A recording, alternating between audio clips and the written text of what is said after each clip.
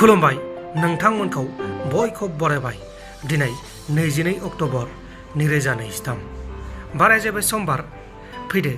दिननि खौरांफोरखौ बेखेवनोसै। गुबुननिफ्राय मदद मोनैनि थाखाय एबा हेफाजाब मोनैनि थाखाय साथाम सुबुङा गावसोरखौ फोजोबबाय। केरलानि पालाक्काड़आव जादों बे जाथाया। केरलानि पालाक्काड़आव नखरसेनि साथाम सुबुङा दौलें लानानै गावसोरनि बेसेन गोसा जिउखौ गावसोरनो फोजोबदों। नखराव रां रुफानि जेंनानि थाखाय आरो गुबुननिफ्राय हेफाजाब बिनानै हेफाजाब मोनैयाव साथामबो बे जाथायखौ खालामनांगौ जादों। थैनायफोरनि मुङा जाबाय सुनीलआ 41 बोसोर बैसोनि, बिनि फिसाज्ला रहित 19 बोसोर बैसोनि आरो सुनीलानि बिब'नि फिसाज्ला सुबिन 25 बोसोर बैसोनि। सुनीलआ गावनि असे फिसायजों गारजानानै गावनि फिसाज्लाखौ लाफानानै गावनि बिमा बिफानि नखराव थायोमोन आरो संसार जालांगासिनो दंमोन आरो सुनीलानि बिब'आबो थैखायोमोन। बेनिखायनो सुनीलानि बिब'नि फिसाज्ला सुबिनाबो बे जाथायखौ खालामदों। आसामनि मानकासार डिस्ट्रिक्टनि सिङाव थानाय अक्राबारियाव सासे आइजोनि गोथै सहखौ गावनि बिलाइ हरनाय फिसाजोनि न'निफ्राय बोखांनो हादों, अदेबानि गावनि बिजामादैनि नखरनिफ्राय बोखांनो हादों आरो बे आइजोआ थांनाय 17 अक्ट'बरनिफ्राय न'निफ्राय गोमानानै दंमोन आरो बे आइजोनि गोथै सहखौ हा सिङाव फबनानै दोननाय थासारियाव बोखांनो हादों। थैनाय आइजोनि मुङा जाबाय माजिमी खातुन। माजिमी खातुना गोमानायनि उनाव बिनि फिसाजोआ पुलिसनो केस होनायनि उनाव पुलिसआ नायबिजिरनानै फिसाजोनि हौवानि गामिनिफ्राय गोथै सहखौ बोखांनो हादों आरो बे समाव फिसाजोनि फिसाय मानर हुसैना न'निफ्राय खारखोमानानै दङ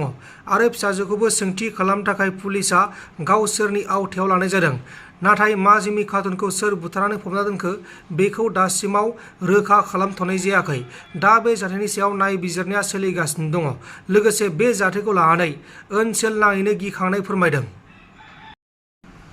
बिटिआर गोरोबथाया प्रमद बर'नि गाव हारसिं खालामनाय गोरोबथा आरो बिटिसि गोरोबथाया हाग्रा महिलारिजों लोगोसे रायजोफोरजों बिटिसिनि गासैबो रायजोफोरजों हेफाजाब मोननानै आरो गुबुन गुबुन आफाद गौथुमफोरजों सावरायनानै खालामनाय गोरोबथा होननानै एमसिएलए मुनमुन ब्रह्म बिथाङा खौरांगिरिफोरनि सोंथि खालामनायाव रोखा बुंथिदों।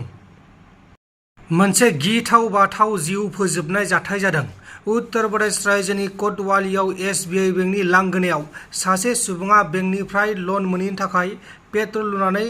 गावखौनो अरजों सावना लादों आरो बेनि मोदोमाव अरा 90% खामजोबदों। उनाव बेखौ फाहामसालियाव लांनानै फाहामथाय होबाय थानाय समावनो फाहामसालियावनो जिउ गोमादों। थैनाय सुबुंनि मुङा जाबाय दिव्या राज पांडे 25 बोसोर बैसोनि। दिव्या राज पांडेआ ITI डेभेलपमेन्ट डिप्ल'मा दंमोन आरो बिथाङा फालांगि खालामनो थाखाय बेंकआव लन बिदोंमोन। नाथाय लनखौ होयैनि जाहोनाव पांडेआ बे जाथायखौ खालामदों आरो पांडेआ बिसि आरो गथ'बो दंमोन, लोगोसे बिमा आरो बिफाबो दंमोन। NLB आफादनो आसाम सोरखारा आखाइ दैखांनायनि थाखाय 2 लाख रांखौ होनायनि उनाव NLB आफादनिफ्राय खौरांगिरिफोरनि सिगाङाव बाथ्रा बुंदों। बिथांमोना मा बुंखो बेखौ खोनासंदो अब्लानो बुजिगोन। बिसोरदि गोबां मोखां बिजाबनि गेजेरजों बा निउस चेनेलनि गेजेरजों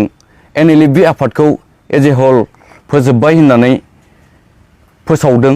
आरो NLB आफादा दिनैनिफ्राय थानाय नंला होननानै बेबायदिनो गोबाङानो बानसावदों आरो बेबायदिनो रायजो राजानि गोसोआवबो गोबां सोंलु सोमजिखांदों। बिनिखायनो दिनै जों नैबे प्रेस मिटखौ जों दिनै होनो गोनां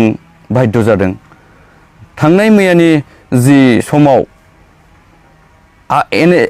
national liberation front of Boroland NLB जों जायफोर बेक्तिया डिसचार्ज होजादोंमोन बिथांमोना मैयानि समाव आसाम सरकारनि सिङाव थांनानै गावखौनो सारेन्डार खालामहैनाय जादों। जों बेखौसो खावलायोदि बिथांमोनजों थांफानाय जायफोर सोद्रोमाफोरा सरकारा जि अनसुंथाइ होदों बे अनसुंथाइखौ जेन समानै मोननानै बेबायदिनो समाजजों गामियाव थांनानै संसार जाहैफिननो हानाय बायदि समाजनि ओनसोलनि जौगानाय खामानि मावनो हानाय बायदि बिथांमोना साफ्रोमबो सुबिदाखौ मोन्थों जों बेखौसो गुरैयै खावलायदों। आरो लोगोसे आं बेखौनो खावलायहरोदि जोंहा NLB हिसाबै क'क्राझार सान्दामारि केम्पआव दिनै उदालगुरि जिल्लानि सिङाव थानाय सनाइ डिजिग्नेटेड केम्पआव जों NLBआ जिरायनानै दिनैसिम गोथाङै दंबाय थायो आरो दिनैसिम जोंनि गेजेराव चेयारमेननिफ्राय लानानै जेनेरेल सेक्रेटारि आरो बेबायदिनो जोंनि काउन्सिलाव गोबां दैदेनगिरिफोरा दिनै जोंनि गेजेराव दङ आरो बेबायदिनो जोंनि बर'लेण्ड आर्मिफ्राबो जोंजों लोगोसे दङ। दिनै मैया दाख्लै साननैसो एसे आगोलाव जोंनि बरलेण्ड आर्मिफोरनि खुगानिफ्राय खोनानो मोन्दों जों 2 लाख फैसानि थाखाय जों गावखौ जों सेक्रिफाइस खालामनो फैयाखै 2 लाख थाखानि थाखाय जों फैयाखै जोंनि जेब्लानिसिम जोंनि NLFB-नि जि समस्या बर' हारिनि जि समस्या जि थांखिफोर बैफोर समस्याफोरा थांखिफोरा सुस्रांजायागौमानि जाफुङागौमानि NLFB-आ जों NLFB हिसाबै गसंथानानै थागोन होननानै जों दिनैनि गेजेरजों दिनैनि नैबे ससियेल मिडियानि गेजेरजों रायजो राजाफोरखौ खावलायहरोदि आरो लोगोसे फैबाय थानाय समफोराव जि बर'नि समस्या दिनै बुंनो थाङोब्ला दिनै BTR एकर्डनि गेजेरजों माखासे दफाफोर दं मावफुंजायै दफाफोर दिनै NLFB-आ बैफोर बाथ्राखौ बुंबोबाय थादों दिनै एरिया एक्सटेनसननि बेलायाव जों NLFB-आबो भारत सरकार आसाम सरकारखौ नारसिनबोबाय थादों दिनै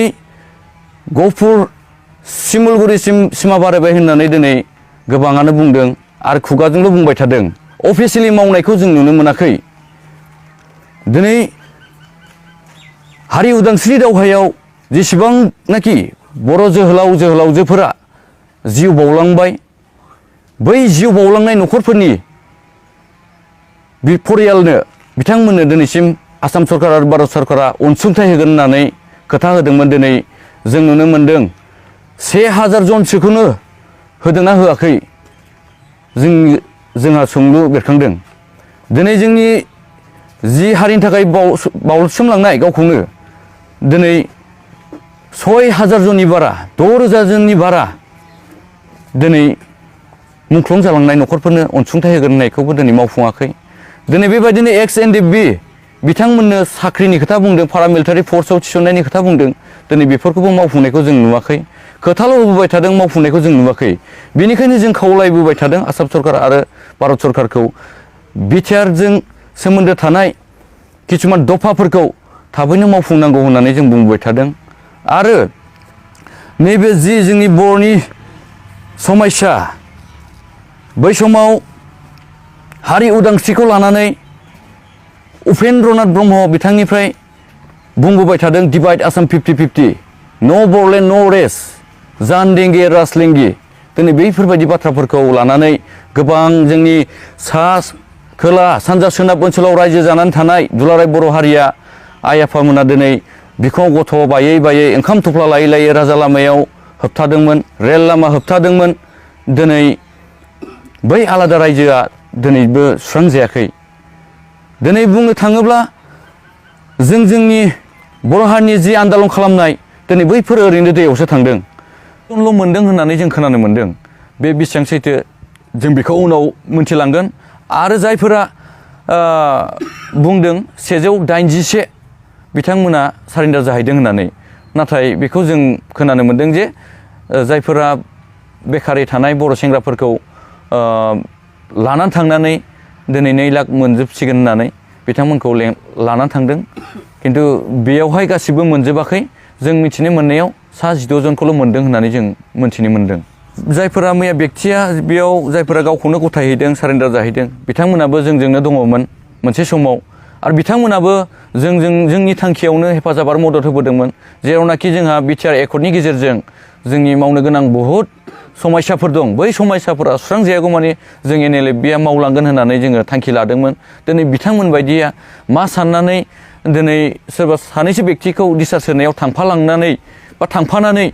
दिनै बे 2 लाख फैसाखौनो आंगोनि होननानै सानदों बे जों नुनायाव एसे गोरोन्थि जादों मानोना जोंनि गेजेराव जोंनि रायजो राजाफोरखौ जों मोनसे जोंनि दुरबलताखौ खोन्थानाय बायदिखौ जों नुनो मोन्दों नोंथांमोन दिनैनि खौरांफोरा बेखिनिल'मोन बेखिनिसिम नायनायनि थाखाय नोंथांमोननिसिम रोजा रोजा साबायखर गोजोन्थों एसेनोसै जय बर' हारिनि